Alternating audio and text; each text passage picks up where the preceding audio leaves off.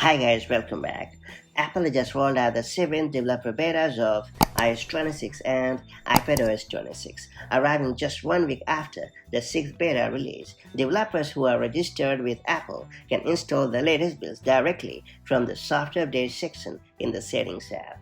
Both iOS 26 and iPadOS 26 showcase Apple's striking new liquid glass design language, which emphasizes translucency, depth, and a more dynamic interface. The glass-like aesthetic is visible across the lock screen, home screen, control center, menus, and in-app buttons, giving the entire system a fluid and modern feel. Beyond design, the updates also introduce a variety of functional enhancements. Apps such as Messages, Phone, Shortcuts, and Apple Music gain new features, while Apple is also expanding its suite of Apple Intelligence tools to deliver smarter, context-aware assistance across the system.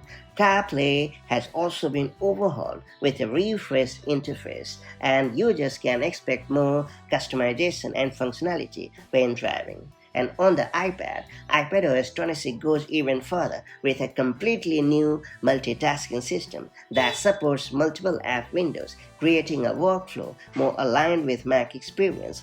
Together, these updates mark one of Apple's most ambitious software refreshes in years.